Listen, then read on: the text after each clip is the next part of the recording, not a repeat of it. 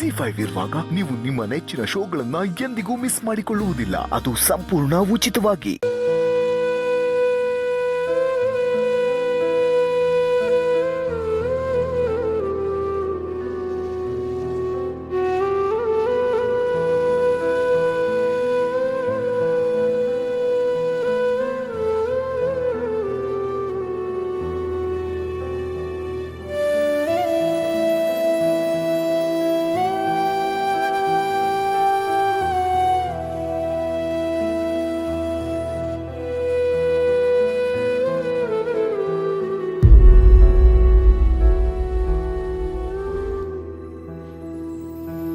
ಎದ್ದೇಳಿ ಅತ್ತೆ, ಜ್ಯೂಸ್ ಕುಡೀರಿ. ಎದ್ದೇಳಿ ಎದ್ದೇಳಿ ಅತ್ತೆ.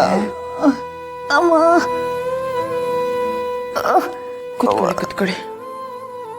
ನೀವೇನು ಟೆನ್ಷನ್ ತಗೋಬಿಡಿ ಅತ್ತೆ. ಈಗ ಜ್ವರ ಸ್ವಲ್ಪ ಕಮ್ಮಿ ಆಗಿದೆ, ಸಂಜೆ ಅಷ್ಟರಲ್ಲಿ ಸರಿ ಹೋಗುತ್ತೆ. ಒಂದ್ ನಿಮಿಷ ಇರಿ, ಜ್ಯೂಸ್ ಕೊಡ್ತೇನೆ. ತಗೊಳ್ಳಿ, ಕುಡೀರಿ.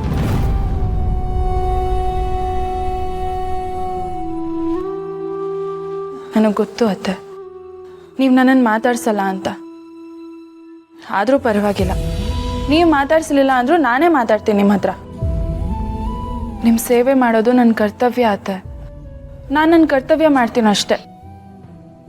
ತಗೊಳ್ಳಿ, ಜ್ಯೂಸ್ ಕುಡೀರಿ. ನೀವು ಕುಡೀರಿ, ತಗೊಳ್ಳಿ.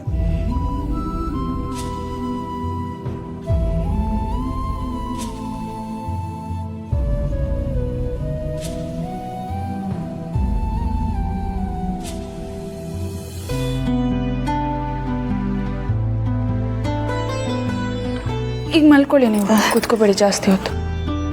ಅಮ್ಮ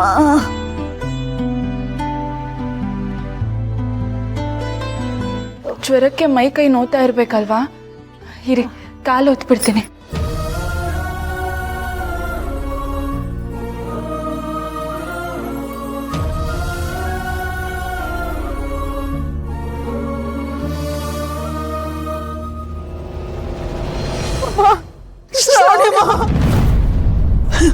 ಬಿಡಿ.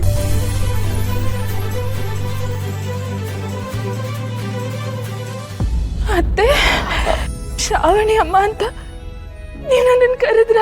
ಶ್ರಾವಣಿ ಅಮ್ಮ, ನನಗೆ ಕ್ಷಮಿಸ್ಬಿಡಿ.